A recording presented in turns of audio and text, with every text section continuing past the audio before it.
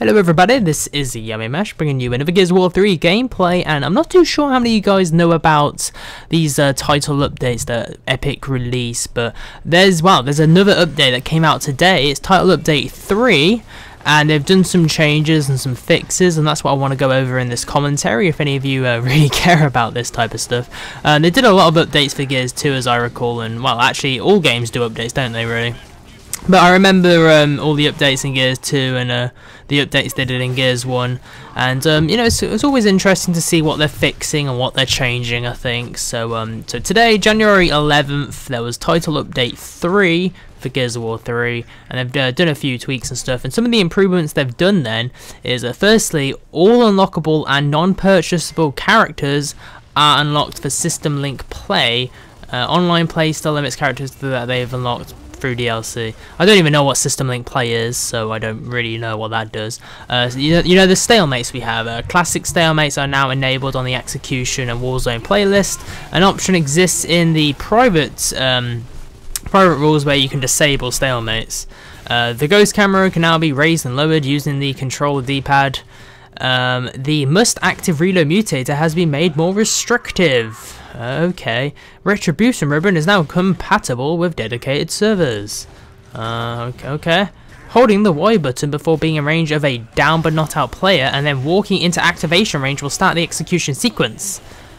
Okay, so those are the improvements. It doesn't really do much in my opinion. Well, it does pretty much fuck all. Some of the exploit fixes then is they've removed the hammer bursts and long shot exploit, where if using the iron sight scope of mercy where a player could shoot from a concealed position near the sanctuary bowels. Interesting. And they've fixed the one-shot exploit on dry dock. Players will be pulled out of the one-shot mounted pose when in certain positions. So certain exploits where it's like wall peeking in a way, they've got rid of that.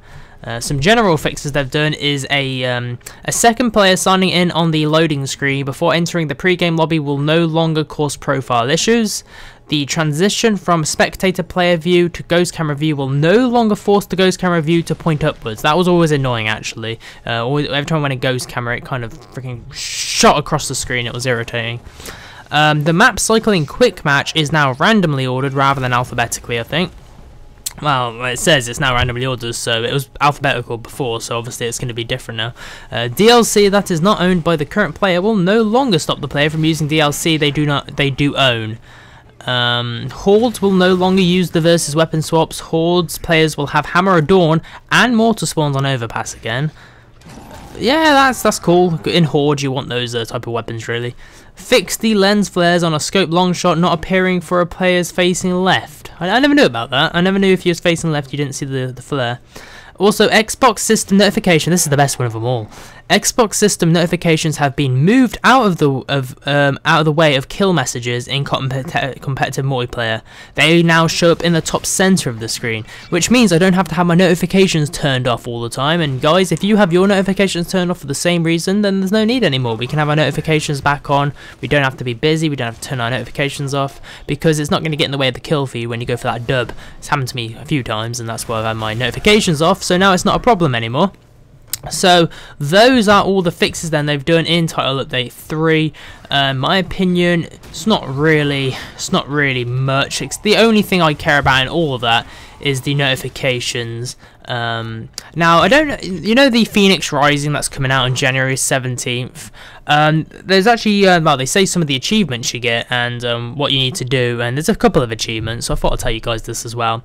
So the first achievement is called Now They Begin to Understand, which is complete 12 waves of Beast on all of the Phoenix Rising maps, you know, escalation and all that, and that's 20 thingy-majiggy 20 points. Defending the past, complete all 50 waves of Horde on any of the Phoenix Rising maps, that's 25 points. Come to Papa, which is win a versus multiplayer match as a team of 5 recruit Claytons. So you have to win, all 5 of you have to play as recruit Claytons and win a match, and you get 15 points, which I'm going to do that, that'd be great. Locust Forever is winning a versus multiplayer match as 5 Savage Marauders. And then we have Time to Re-Up, which means that achieve level 100 and choose to re-up for another tour of duty gives you 50 points. And then there's another one called Again, which is achieve level 100 a second time and re-up, which is another 50 points. And then I've done it all, which is earn at least one of each of the original 132 combat ribbons, which is 75 points. So in total, that's 250 points you can get. Which is pretty cool. If you guys go for these achievements and you like your points, then yeah, it's pretty cool. Thought I'd share this with you too. And that is everything that I've been updated about via Gears of War forums and websites and stuff. But I thought I'd share this with you all because some of you might find it interesting. Like I said, the notification thing is really a big thing for me because when I have my notifications off, I didn't know if people invite me to parties and stuff. But now that they've moved the annoying notification from the bottom left to the top of the screen, it really helps me out. You know, I'm a happy guy now. So, and these achievements are pretty cool, so I thought I'd share this with you guys. And man, this game is going on for quite some time actually. I didn't think it was this long. So I thought now I'll just keep you updated on how things are going in my life then. As you guys probably know, I have gone back to Domino's Pizza part-time. The good news is I got a big old pay rise, which is cool. I kind of smooth talked my way into that. I got a £1 pay rise, which I'm not complaining about on my first day back. So it's more worth it to go in now for 20 hours a week or whatever. So I'm not doing full time because it would get in the way of YouTube too much. It would get in the way of these videos. So if I just go back in part time, then it's not much of a problem, and I'll have more money, I guess, which is always a good thing to have. And oh god, damn you, COG team. So I thought I'd share that with you. I kind of a little bit missed work actually. There was a point where I really despised the place, but now that I've first shift back, it was alright. I'll say this, give it a couple months, I'll hate the place again. It's usually the way with things. If you stay somewhere too long and do something too much, you start to get sick of it, and that's what it's going to be like at work. And the first month or so, I think it's going to be okay, I won't mind too much, but I think a couple months down the line I'm going to hate the place. But hopefully by then I don't need to work there anymore. I maybe things will improve and stuff and I won't need to work there. But like I said, the pay rise has made me a happy mash, and I'm not complaining too much. And this sniper rifle will better spawn soon, or I will chainsaw the wall. That's what I was thinking at the time. I'll quickly tell you a couple of things I did on my last shift at work when I left in November last year. And me and my friend on my last shift, we thought we'd make it memorable in a way. So we did some funny stuff.